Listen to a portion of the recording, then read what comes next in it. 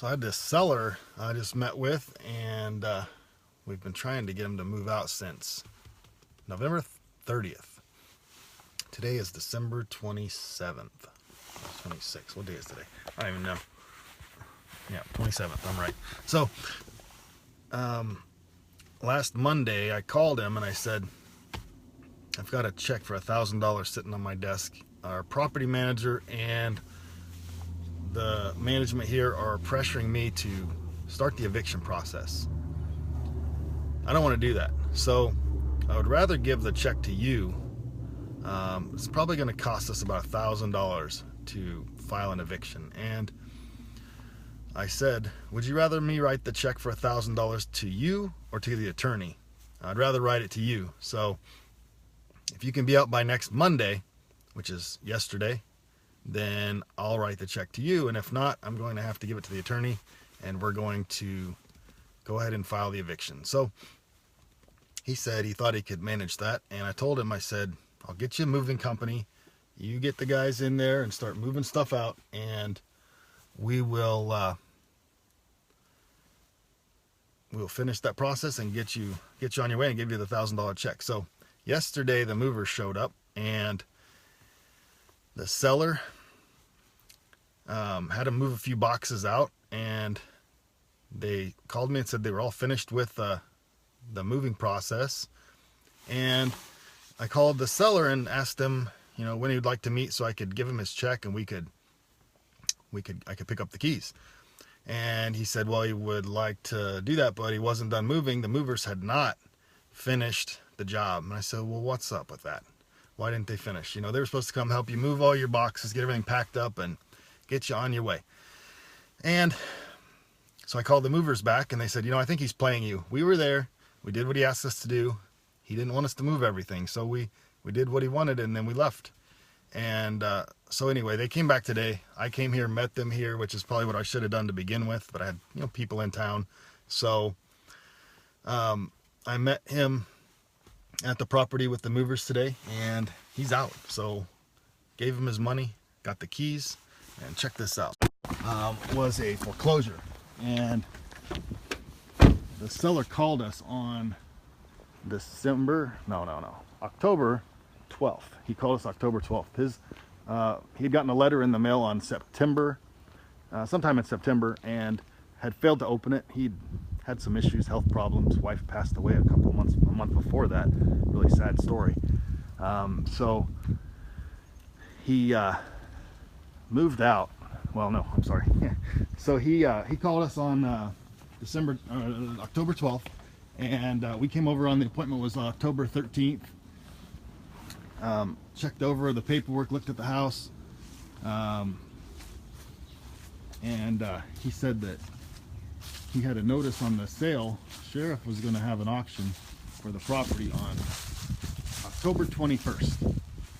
We had a few days. We had about a week, and it's kind of short notice to get a payoff requested sometimes. Title work done, get a closing to happen, but we were able to do it. So we got this.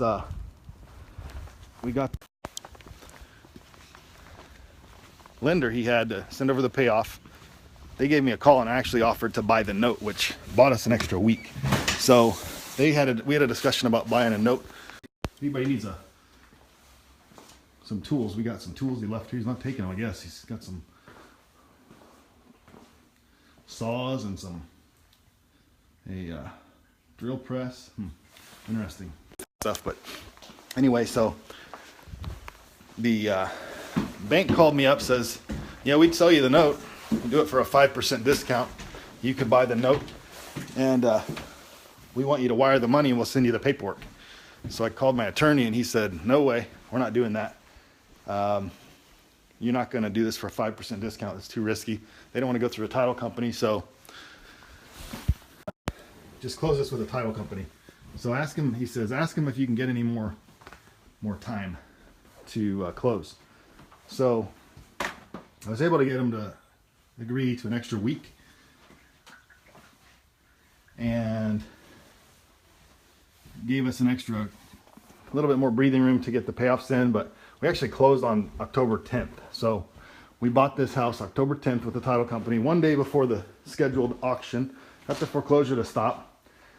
And since it was such a short time frame, I agreed to let the seller stay. So we agreed to let him stay. He would rent the house from us for $500 for a month, and he could leave on November 20th, which ended up, we changed it to November 30th at closing. He wanted a little bit more time, so we accommodated. Held back $500 from the proceeds as a security deposit. And right now, you know, he was supposed to leave on November 30th. He was having trouble finding a place. His credit's kind of screwed up from this eviction process. His he doesn't have a lot of income, so he can't really afford a lot on a place.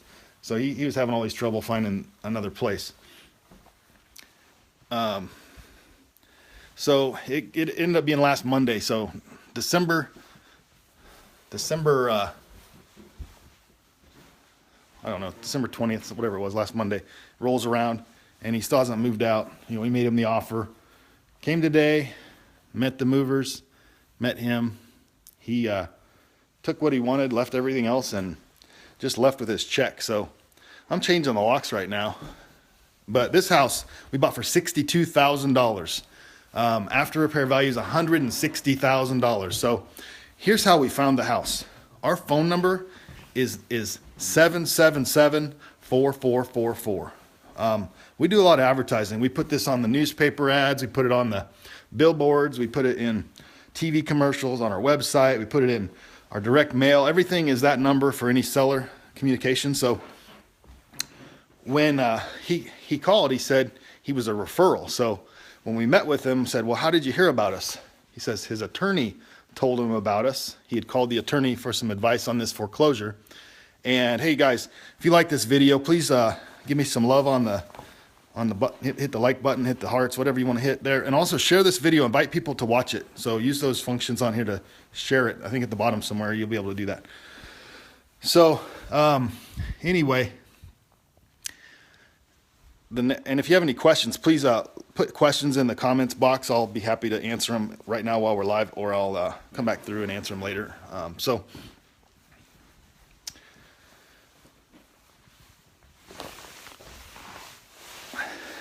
anyway,